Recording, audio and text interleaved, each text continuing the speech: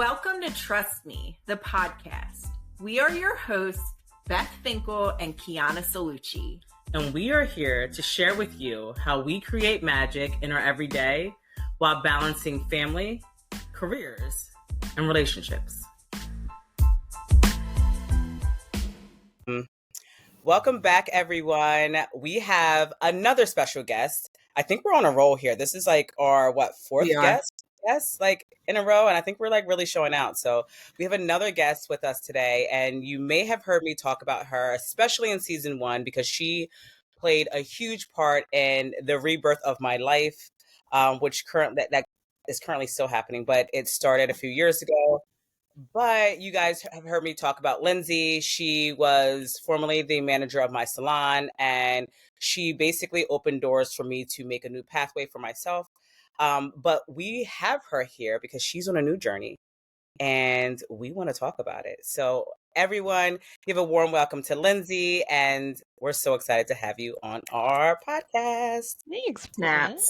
Snaps. Hi, So Lynn. tell us about yourself. Tell us who you are now, because like I said, from me mentioning you before, a lot of our guests probably know of you from who you were at our salon. But who are you now, and what are you doing? Well, my name is still Lindsay, so that's good. She's to get that out of the way. You don't have any aliases? Not at the moment. Maybe one day. I know you moved to like 2 different states in the last few years, so you could have another, new identity. Yeah, it's true. I could. Well, now I've got ideas, so we'll see. So at the moment, I'm still Lindsay. I was the manager at Velvet and regretfully had to leave because my husband joined the Air Force, and so we left. We moved to Texas. We were there for a year and a half, and now we're in Colorado Springs for the foreseeable future, which is nice.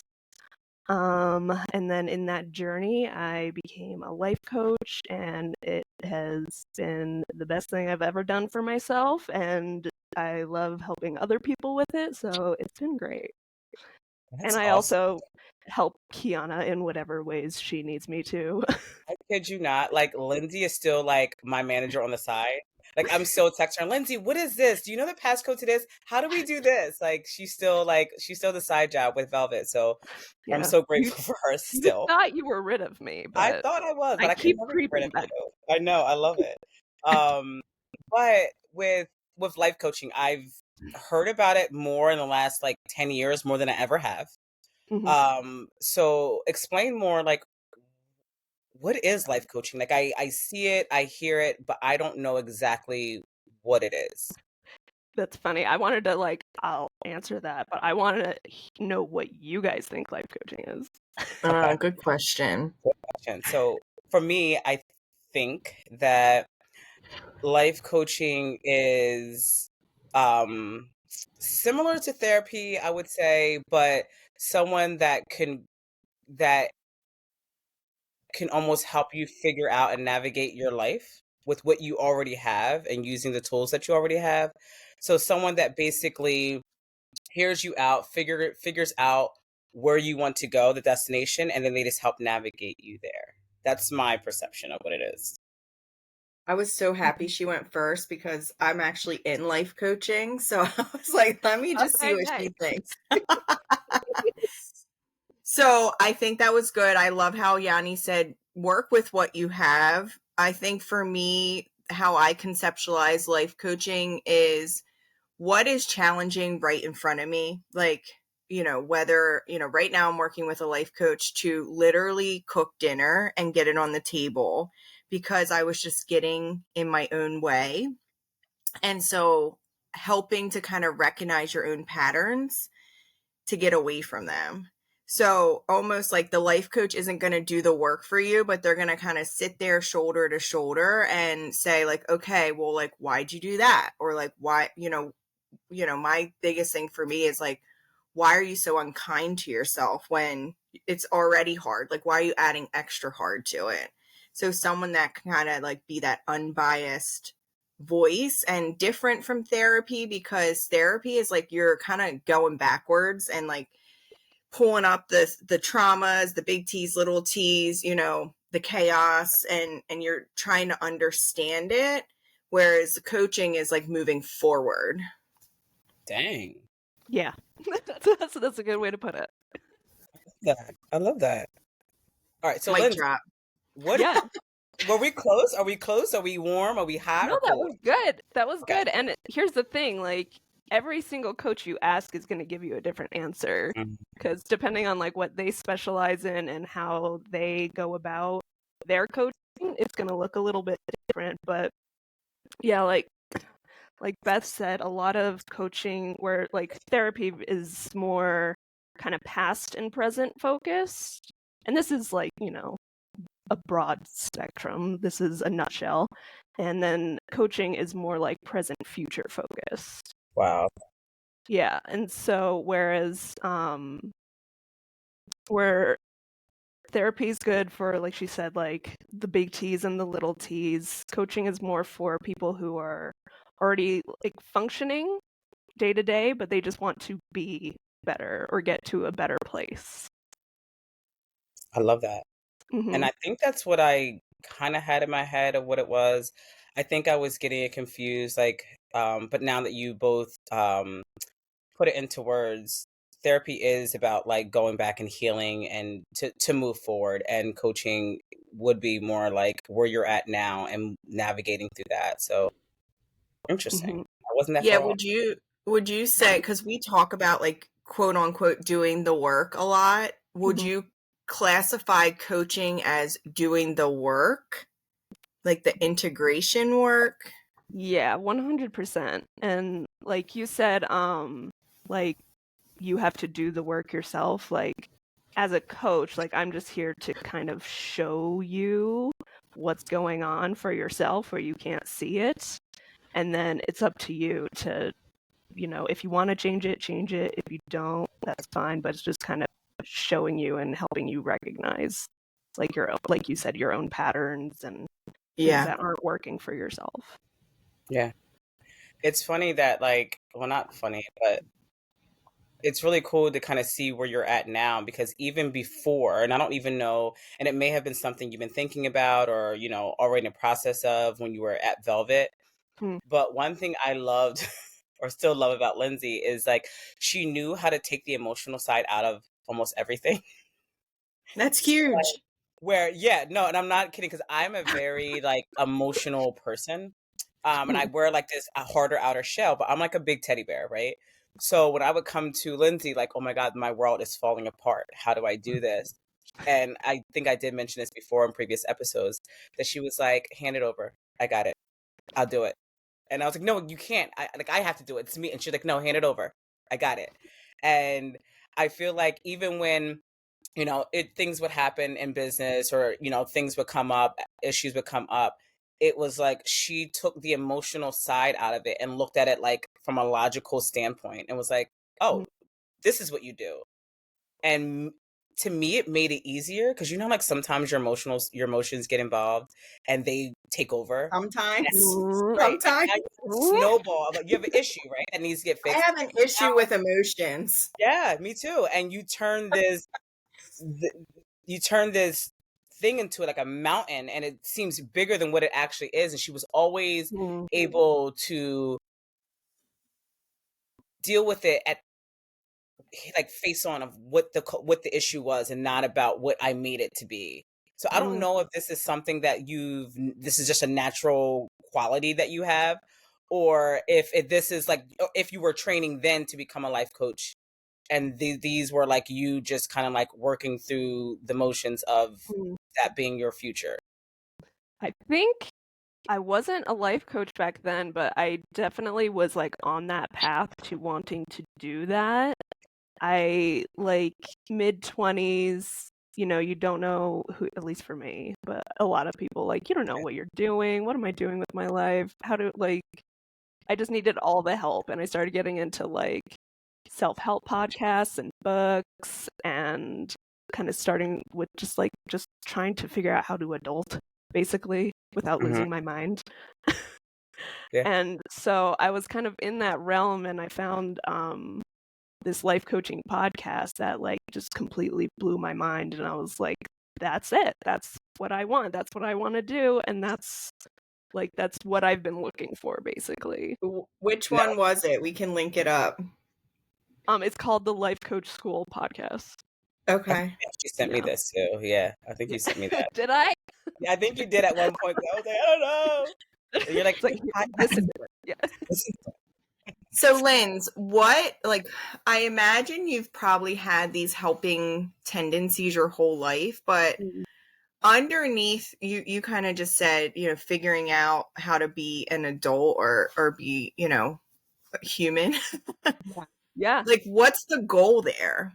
When you were trying to figure that out, like, what were you striving to get to? Like, what does being an adult look like? Love that question. So that's going to be different for everybody, and I love asking that question. It's like, what does adulting mean to you? And everybody. So you're saying I'm a life coach. Yeah. I'm already a hairdresser because I've spent so much time in the salon. So let's get this certification on and popping. Let's go. I mean, for me, I think it started as just like a lack of time management. And so that's like kind of like what started it. And I don't think I really had a big goal in mind. I was just kind of, going through the motions of life like so many of us do, just in reactive mode. Yeah. And yeah, it just kind of opened up my eyes as to like the way the world is and kind of how to use your brain to create the life that you want, basically. Say more on that, because that's deep, and I think that I'm inclined to be like, yeah, that is the secret sauce. It is a secret sauce, but it is very, very, I mean, and I'm speaking for myself 100%. When she said that, I was like, yeah, but yeah. It is very challenging. And I'm not going to say hard, because I don't like saying hard, because that almost puts a block in like the things that you can do and the things that you can't. So I don't want to say hard, but for me, that is a very, very challenging way to think or to be in that. Like I know that like your mind is so powerful, and like, it's a mind shift that you have to make in order for things to happen. But why the heck is that so hard? Like, why can't it just be like, hey, I want to change my mindset, and then it's changed, and then you keep going? Like, why is it like, I feel like I do, and then I fall short, and then I do, and then I fall short? Yeah, like, no, 100%. Like, yeah, it's like, why can't I? Is there a secret to this? Like, what? Like, is it a secret to be consistent with having a strong mindset in a healthy way? So you bring up a lot of good points, right? So a lot of most of my coaching is based in what we call thought work, which is just managing your brain and using it to its advantages. Because your brain is like, I like to say, it's like a brand new TV you got, and then you put on like a cable channel and you just like leave it. And it's just like that channel the whole time. You're not utilizing like any other streaming services. You're not changing the channel. It's just kind of doing its thing. And you're not using it to like its full capacity. And so what we do is thought work and managing your brain. And it's hard because you've been thinking and believing a certain thing for so long that your brain just thinks that it's true. So when you go to try to change it, your brain is constantly looking for evidence of the thing that's already true. And so you try to change it, and it's like, no. And so there's that cognitive dissonance. And so you start to get to a point where like both things can kind of be true, but like you said, you kind of like fall off. And so it's just a steady reminding of yourself, that's not true, this is. So there's nothing wrong with me when I fall short, because I'm like, why can't I stay on this path? Like, why? Girl, There's certain things, especially when it's fresh, right? It's in your head, and you're like, change the way you think about it. Change the way you think about it, and I will. But like that does not deter me from initially thinking that way. You know what I mean? So I have to be conscious enough to make that shift, and like I want to get to a point where I'm like, conscious enough that I'm like, that's my original thought process. That's And reality. yeah. Mm-hmm. I think that's why they talk about gratitude being so important, because, Linz, what you're kind of saying is like, if our cognitive dissonance is trained to favor the negative stuff that we're seeking out, right? Versus every time we think of, like, I do this with my son. Every time he says something bad about himself, we make him say 2 good things about himself. And then we're trying to, like, have him build that ability to seek the positive before he seeks the negative. And it's constant, and it's like, that's with my child. But I think for me, it's like, if I'm always training myself to like seek danger or seek the things that are wrong or be in flight mode, then I'm not having the positive elements available to me to even view. Yeah, agreed. It's hard because your brain is wired for survival. It is always trying to keep you safe. And so, especially when we get like down on ourselves for any reason, it's because we're constantly searching for like acceptance from other people. Because back in the day, if other people didn't accept us, we were going to be like left behind by the herd and eaten by tigers. And so we're wired for survival that way. And in that is acceptance from other people. And so we will constantly berate ourselves to fit in whatever way we need to. And so it's just kind of recognizing that that is that kind of primitive part of your brain and not like the very like smart part of your brain that knows that that's probably not true, but it's going to keep coming up because it's just trying to keep you alive in the meanest way possible. So would you say that like your thought process, and I think we've talked about this too, like the way you're almost like trained to think is something that started a long time ago from like life happenings, right? So for me, I used to have an issue with like asking for help. And I think it was because for the longest time, I knew that like I had to do it myself. You know what I mean? So like I kind of like trained my brain to think that like, like, if you ask for help, no one's going to be able to help you. Or if you ask for help, people will say, yeah, but then they're not going to follow through. And I think that I've kind of trained my brain from, early in my like adolescent years until like pretty much when I hit 30 that I had to like switch it out like, hey, that's not actually true.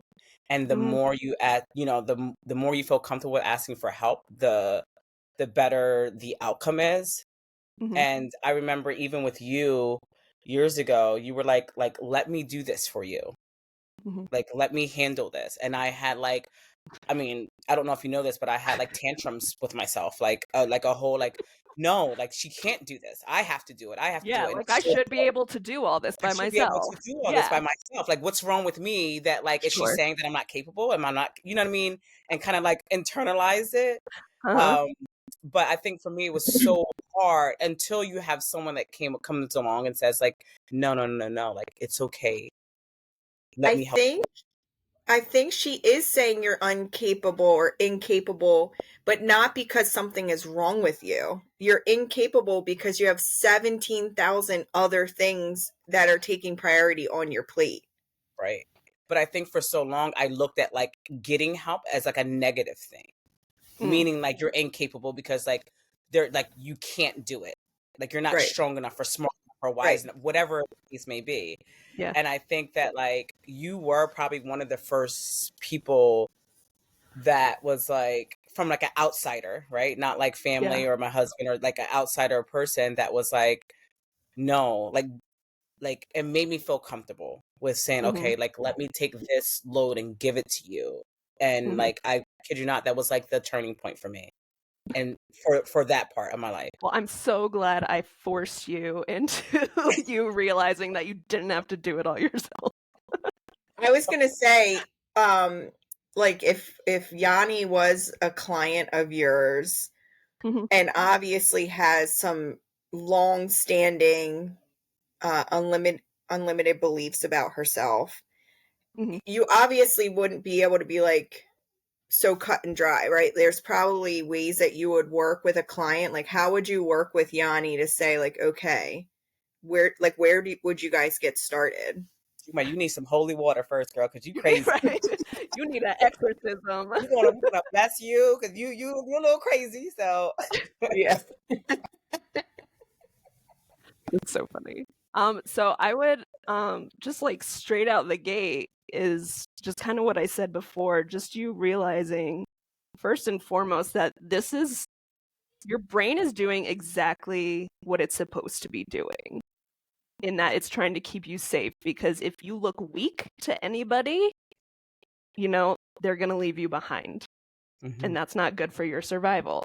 And so like your brain is wired for this, and so that is going to be its go-to. And so just knowing that and accepting that it is doing exactly what it's meant to do, it can kind of give you a little bit of space to be like, okay, I'm not the problem. Like it's not a problem with me. Like my brain's doing exactly what it's supposed to do.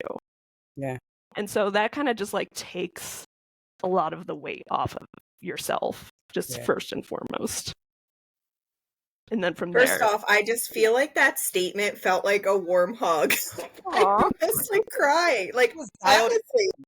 I was like, yeah, you're right. It feels like, it's like, it's not my fault. Like, that felt so good to hear. It's true, yeah. And then everybody thinks they're so unique in their problems. We all have the same problems.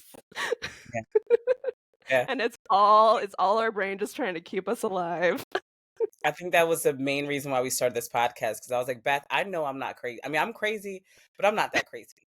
Like, I know that you think the same way. Girl, I do. And we're like, I know there's other people that are going through these same things. So let's talk about it. So I'm happy that like all of this, and even, you know, things like life coaching and having those options, like I said, and maybe it was around for a very long time, but I didn't know too much about life coaching until like the last 10 to 15 years. Is when I started. It's really kind of like boomed in that time. Okay. That's probably why. But it's good to kind of like know that like we all have these same issues. I also think it's a nicer way for men to talk about their emotions, because there's a real big stigma for men to go to therapy. But I hear of a lot of men that'll say, well, I'm working with a career coach, or I'm working with like, you know, a life coach, because they want to excel in X, Y, and Z that is manly. But I think like whatever, at the end of the day, they're still working with thoughts and patterns and emotions. So if that gets the job done, then I'm happy about that. Yeah. Same. Yeah. Now, is it like specific? Like, is it like life coaching through like an emotional side, through a professional side, career driven kind of thing? Or is it like, you know, like sometimes like with therapy, it can be very much like, hey, we're going to get to the root of the issue so that everything in your life can prosper. And with life coaching, is it tailored to each individual task or thing that you want to overcome or get to? Like, is it like, you know, this is specific to career, this is specific to personal life, this is specific to whatever, you know what I mean? Like, is it more tailored to those different things, or is it just like an overall thing that will almost open up the doors for everything? So it'll vary coach to coach. So a lot of coaches have like specialties like career coaching, like you said. And at least for me, and like doing thought work with clients, like you see the patterns in your thinking in like one area of life. Like if we're just having a general session and we're just talking about your week and like what happened and something that bothered you, whatnot, just kind of starting to understand how your thoughts create your feelings, and then how your feelings create your actions, that kind of like loop. And once you start to see it in one area of life, you can apply it to other areas in your life. So it kind of ends up helping you in all of your life, but a lot of times it'll start with like a certain aspect. For me, I'm like a general life coach, so I'm happy to talk about any and everything. But yeah, there's a lot of coaches that will like specialize in like a niche. So it's a lot of, like you said, application in different parts. But I love what you said about your thoughts create the feeling creates the action. Mm-hmm. So tell me more about that. Like if the thoughts are negative, the feeling becomes sort of that more defined negative emotion, I guess. There's like 27, I think, in that are being studied, right? Like 27 emotions or something like that. All 27. I think I might have 28 and plus. All 27. But what do you favor? You favor the positive ones? Do you favor the negative ones? That's why I think I'm kind of hearing you say it's like if you train yourself to favor the positive ones, then your reaction will favor that more wholesome versus rage. Like which I have a lot of rage that comes out on the other end. Yes. Yeah. I mean, it's a lot of it is just Lindsay, just help me with the rage, okay? Because like I really try to keep it in, and I feel it come like to right about here, and for the most part, it stays there. But like I know that I could probably keep it in the belly, or maybe mitigate it altogether. Mine goes up to my eyes, and my eyes start twitching, and I start getting like, or out of your ears.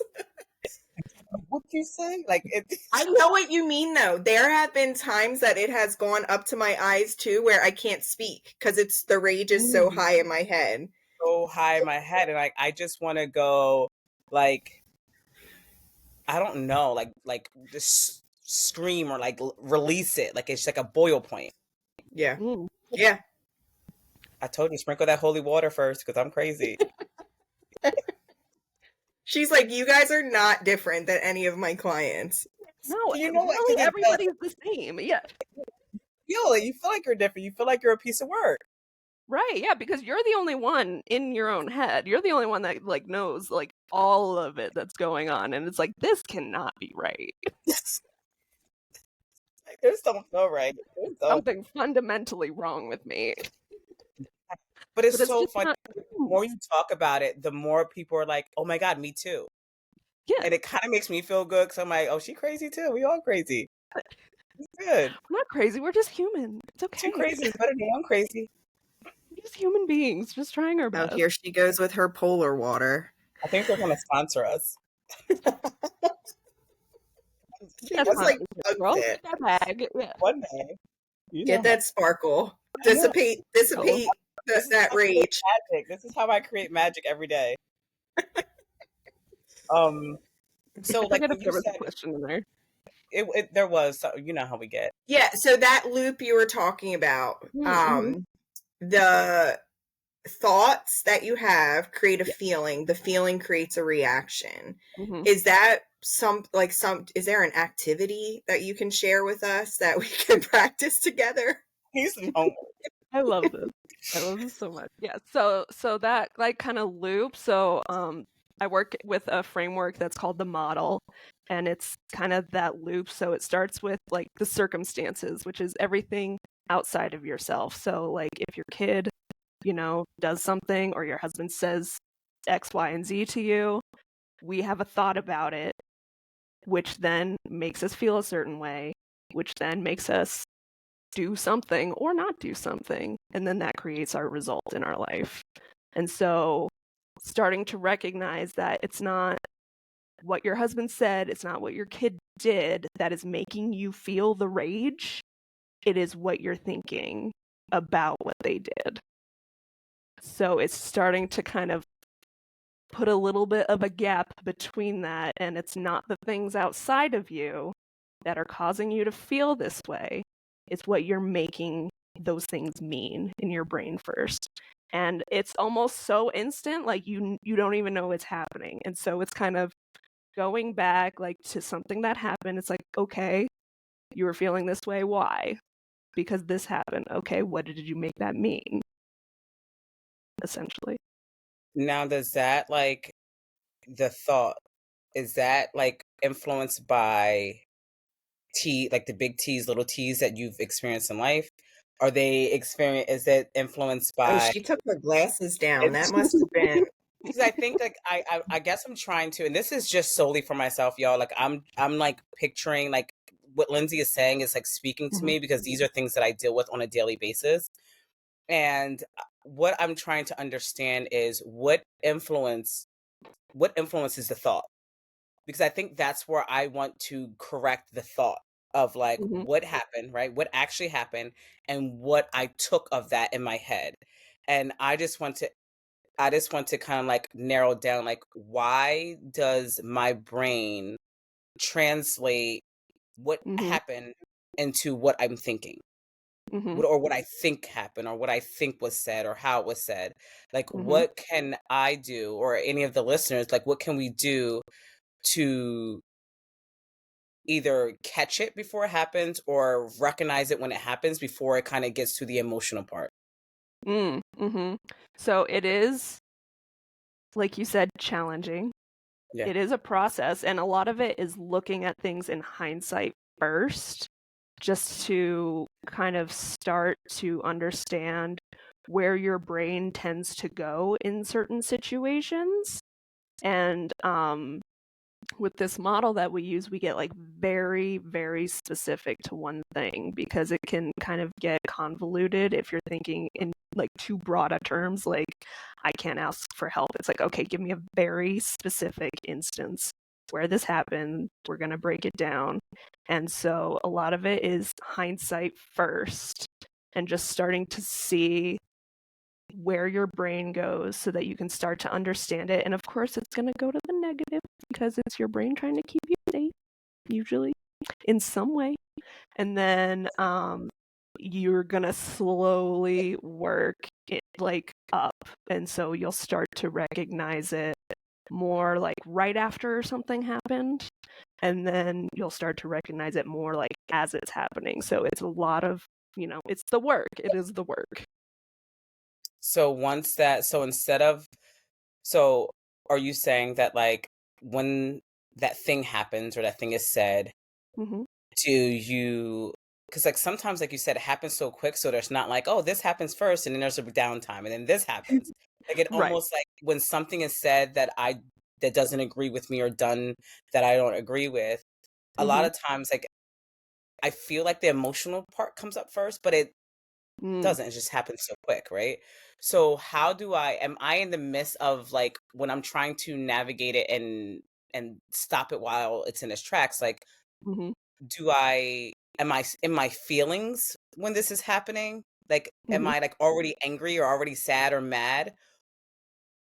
Or does it happen before that? Or is it, you know what I mean? Like, because I feel like sometimes like when it happens, it's right away. Like I'm sad or angry or whatever that feeling is, right? So when I'm trying to correct that mindset, do I try to correct it before the emotional side hits? Or like am I going to be in the emotional side and I'm correcting it all at once before I kind of start creating the outcome of this situation? Yanni needs a plan. She needs a plan. I know. Lindsay, this is my Yanni life needs a coach right coach. here. Yeah. This is no, like this is a coaching session. Right. So again, that's like it's too broad. And so like this is like to get you to recognize it in the moment that it's happening. Like if you start to like your husband says like, I don't know, hey, you look fat today. Rude. Right? And then you feel the rage. Right? Why are you feeling the rage? It's not because he called you fat. Why is it? Because what are you making it mean? Right. It's like, oh, he thinks I'm fat. It's like, okay, why is that a problem? He doesn't love me. I'm unworthy. I'm unacceptable. Maybe I am fat, and like so that's unacceptable. And which means that you better get skinny because that's gonna make sure you survive. So yeah, make sure that you're accepted. yeah. I think too, don't you feel like we're trained to think in one way or the other, like black or white? And I think a lot of like what Yanni's trying to say is like, at what point do I step in here and fix this part? But it's all kind of happening at one time. You just maybe get a little bit more stealthy with your patterns before, like, I have noticed with myself, it's like when I can catch myself now, like right away, if it's like a certain thing. So very specific. And I've talked about this before. Like if I have a few cocktails the next day, my anxiety is really bad. And it starts to spin out of control where I start to tell myself, you're a bad parent, all of these things. Mm-hmm. And it can go very long to the point where I'm like emotionally exhausted over it. Mm-hmm. And I've created this whole federal case when maybe I will have a cocktail a couple times a month. It's not that serious. Now I can sit there and say, like, what were your basics? Like, did you exercise? What is true about you being a bad parent? Like, I look around and it's like I'm building sandcastles and like I've been on the beach with my kids for 6 hours, and it's like it's actually not reality that you're a bad parent in this moment, Mm-hmm. right? Like, it's just like these things that you have to start replacing the negative with. Mm-hmm. And I have found now, kind of going into it, it's like, I have been able to not even get to like hours of the bad talk or the negative talk. Like I might have a couple of those thoughts come in, but I'll immediately shift my mind into something else that is reality. Mm-hmm. Yeah, I like what you said about that, because if you have this thought or this belief that like I'm a bad parent, your brain, which I said earlier, is going to constantly look for evidence that your belief is true. Yeah. And so it's going to like be like, yep, see, and it's just going to fuel that anxiety that you have. And so, like you said, it's looking for evidence of the contrary is very, very helpful. It's like, okay, how is this not true? Like, how am I a good parent? Well, the thing that starts to happen is like I'll shift totally to the other side and totally abstain, right? And then it's like I become a hermit, like drinking my tea at 7:30 at night, and then it's like a couple months of that, I'm like bored. Like I need to go out and like have some fun, So it's like I shift all the way to the other side because of discipline, where it would just be better for me to kind of live in the middle, but living in the middle of those two ends of the spectrum is hard. You've talked about that before, Beth, too. You've talked about how it needs to be one way or the other. Like it can't be limbo. It can't, like, because I remember you talking about the drinking. I'm like, why can't it just be like, like whenever you want to, you can? And you were like, it can. I want it to be, but it's hard because it is or it's not.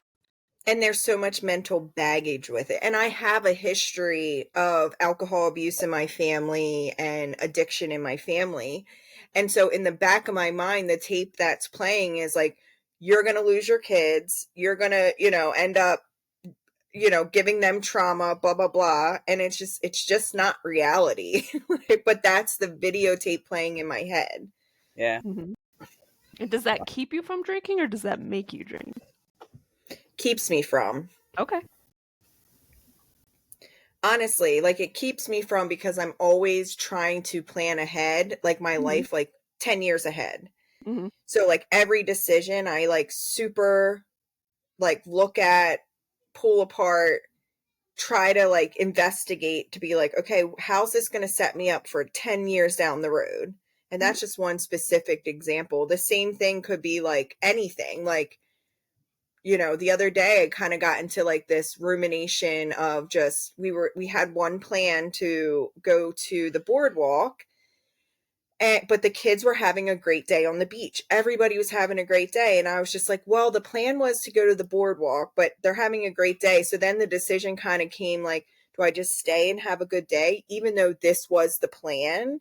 And I was like, well, like if I don't go to the boardwalk, am I letting them down? Blah, blah, blah. All of these things, when it's just like, no, we're having a great time. Let's just stay on the beach. And that's what we ended up doing. And it was like the greatest day. Yeah.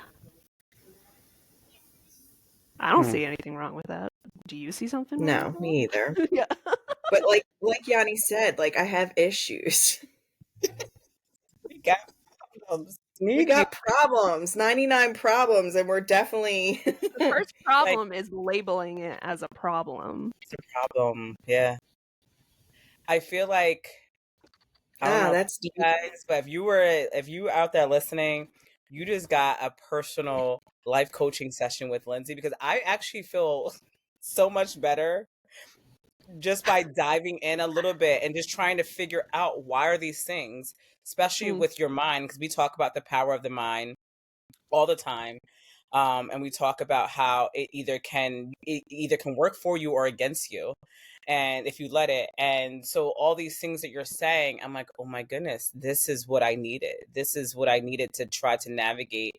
Why am I thinking like this? And why am I getting these results? Because I'm thinking like this. So I don't know. I feel like this is huge. I mean, I don't know about y'all, but this is huge for me. And I'm like taking away so much. Like,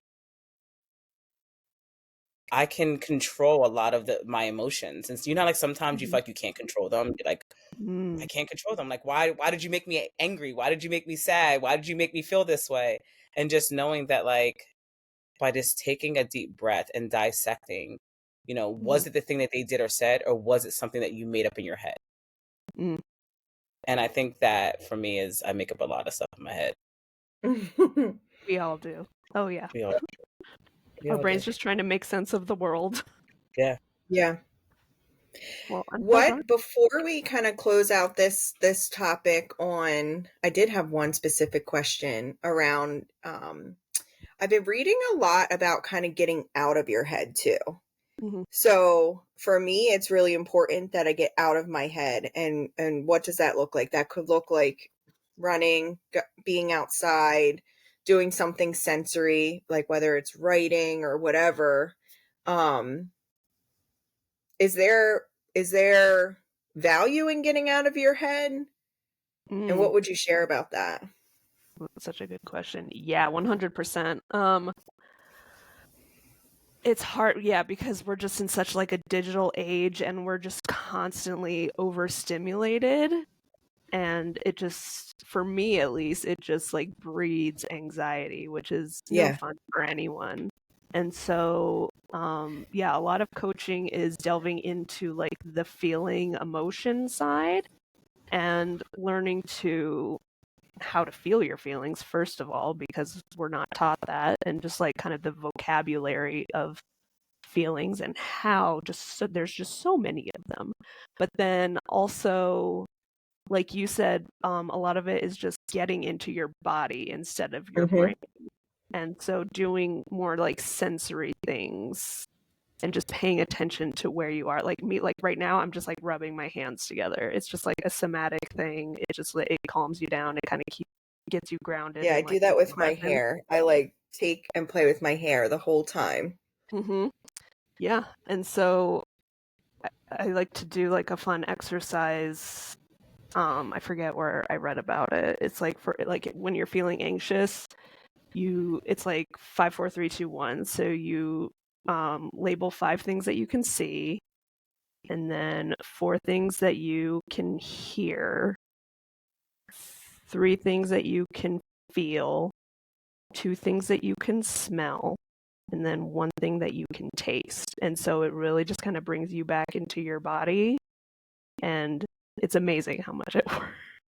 That's beautiful and so practical too. Like you can literally do that anywhere. Like even if you're only tasting your own saliva, like yeah, and that's you know? it. Like, that's why that's the one. It's like, okay, what's like or like you'd like her chugging her Polar Spring like that. Water, ice. I'm not hating on your Polar Spring. Yeah, no, it's true though, 100%. I mean, she does match it to her wardrobe, her flavor. She's got a red flavor today. You know what it is? It's the cranberry lime. It is summertime. It is giving me life. It is banging. It's so good. It's so good. So good. That is a good flavor. It's good. It is good. So. That's awesome. I think we're going to have to bring Lindsay back for a part 2. I think we are too. I think I felt like I took this session, and I keep saying it's a session. You're like, no, Keyana, this is an episode. This is not about you. But I took so much. I got so much like just info and just in the simple words you're saying, I'm like, oh my God, this is why I'm thinking like this. This is why I do this. So like, I don't know, like I'm going to take all of this in and just try to figure out like myself a little bit more and understand myself a little bit more and understand why I react to certain things a certain way. Because like sometimes it's not like all the time. It's not like I react a certain way through everything. It's just like certain things, but just understanding like why. Why is that? Yeah, it's just getting very, very curious with your brain, and especially from a place of non-judgment for yourself or your brain. Because remember, your brain's doing exactly what it's supposed to be doing. Yeah. The one thing I feel compelled to say is a shout out to Gen Z, because they get such a bad rap about being quote unquote triggered all the time. But it's almost like what I'm hearing you say is like, no, it's actually like good that their emotional state is talking to them. And now what they do with it, like if they just can't, come to work that day because they can't get through that, that's obviously not good. But it is good that they're being kind of like, oh, my body's trying to tell me something. My mind is trying to tell me something. Yeah. Well, they're listening to themselves the first time, Yeah. Instead of trying to confuse themselves. We didn't have that at all. So now we're trying to like listen now, but like unlearn a lot of things that we were kind of like forced to deal with. Or I love that. Or getting told that it was okay to feel that way, So yeah. So Lindsay, to close us out, if you could give us one piece of advice from the mind of a life coach, and then also let us know where our listeners can find you, I would love to close it out that way. So I'm on Insta and TikTok, Lindsay S. Barnett. My one piece of advice. Which one do we do?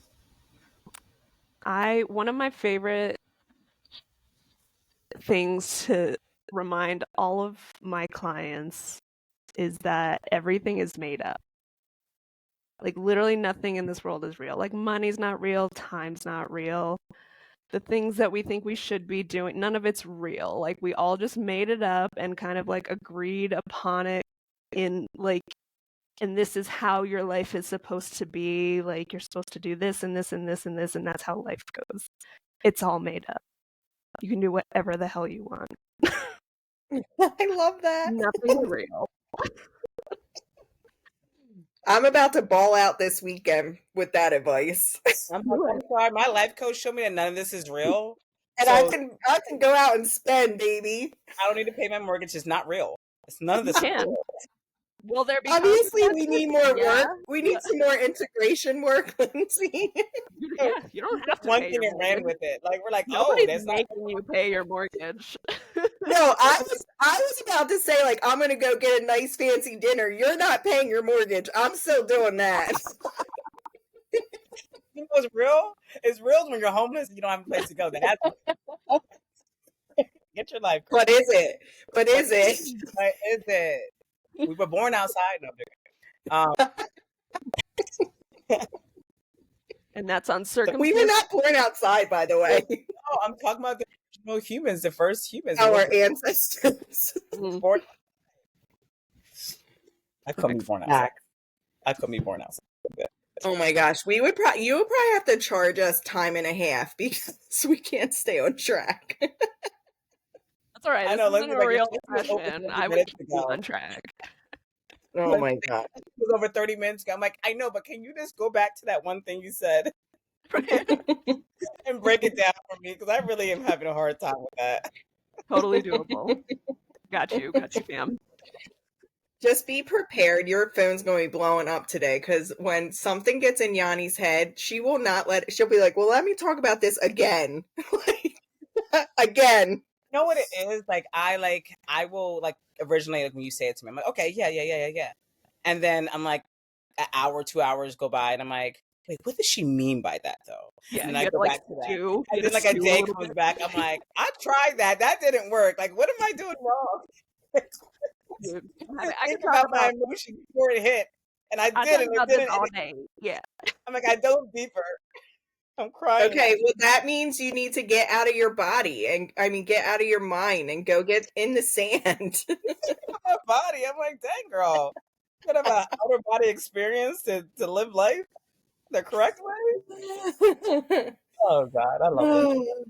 This is so You guys are good. too Thank much. you so much, So Lindsay. good. I mean, this has been a long time coming, and when we started the podcast, I just couldn't wait to have you as a guest. So I'm so happy that it's happening, and Yes, me too. and it felt so good. Follow Lindsay, connect with her. She's amazing, and she's so easy and great to talk to. So I love it. 100%. Thank you. Spam. Bye, everybody. Bye.